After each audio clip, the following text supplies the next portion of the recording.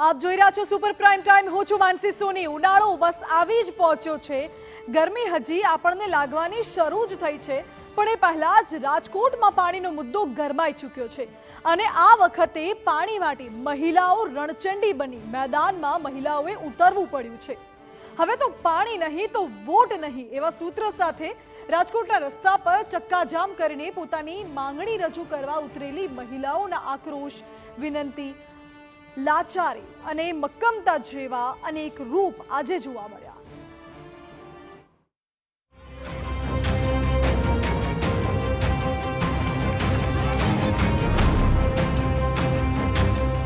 आ कोलाहल, आ रोष, आ सूत्रोच्चार, आ गर्मा गर्मी, आ धरना,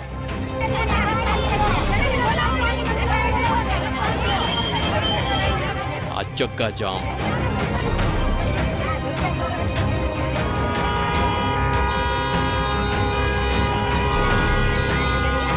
पानी नहीं तो वोट नहीं।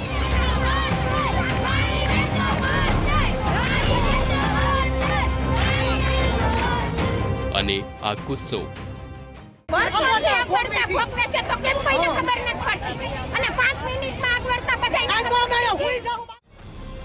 आवुं એટલા માટે કેમ કે લોકોનો અનુભવ છે કે જ્યારે જ્યારે પ્રજા સમસ્યાઓથી ઘેરાઈ હોય ત્યારે મોટા ભાગના નેતાઓ હાથમાં નથી આવતા। ફક્ત ચૂંટણી વખતે 5 વર્ષે મત લેવા પોતાના મત વિસ્તારમાં ડોક્યુ કરતા હોય છે। એક મિનિટ, એમ હવામાં વાત કરવાને બદલે ચાલો ને દાખલા સાથે વાત કરીએ।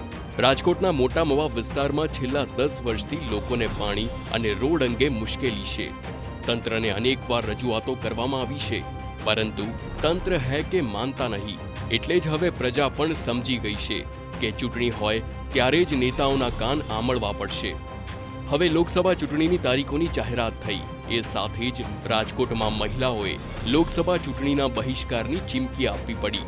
રસ્તા પર ઉતરી આક્રમક દેખાવા કરવા પડ્યા।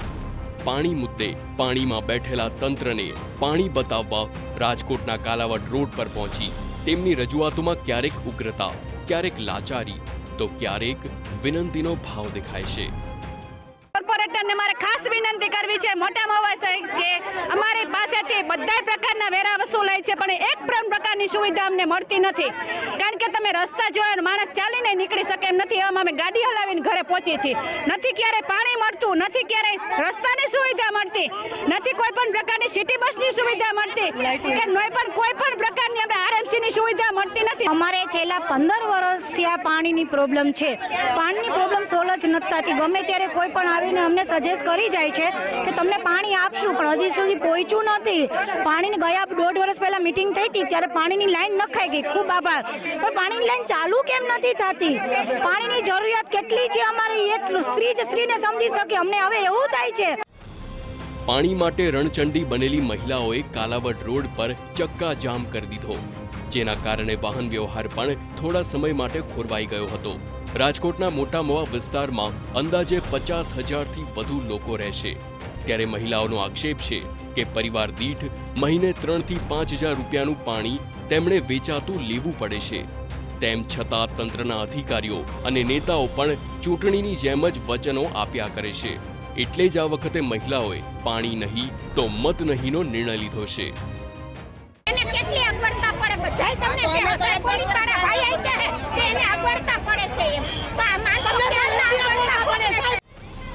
પાણીના મુદ્દા સાથે મહિલાઓ એ હદે ઉગ્ર બની કે તેમને ખસેડવા પોલીસની મદદ લેવી પડી।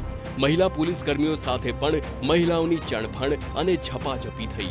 ખાસી એવી સમજાવટ બાદ મહિલાઓએ રસ્તો છોડ્યો, પણ તેમણે ચીમકી આપી હતી કે જ્યાં સુધી તેમની સમસ્યાનું નિરાકરણ નહીં આવે ત્યાં સુધી આંદોલન ચાલુ જ રહેશે। સવાલ એ છે કે તરસ્યા લોકો સુધી ક્યારે પહોંચશે પાણી? 10 વર્ષથી પાણી અને રસ્તાનો પ્રશ્ન કેમ નથી ઉકેલાતો? મેટ્રો શહેર આવી રીતે કહેવડાવાશો? પાણીના એક ટીપાની કિંમત તમે શું જાણો સાહેબ? પાણી આપવાનું આવ્યું ત્યાં પાણી મપાઈ ગયું। લોકો લાચાર, મનપા નહીં સાંભળે પોકાર। ચૂંટણીનો બહિષ્કાર કર્યા પછી જ સાંભળશે નેતાઓ? સવાલ તમે ગમે તેટલા પૂછો, પણ જવાબ આપવા માટે નેતાઓ કે અધિકારીઓમાં પ્રજા માટે સહાનુભૂતિ તો હોવી જોઈએ ને. ફિકર જ એ વાતની છે. રોનક મજીઠિયા, TV9 રાજકોટ.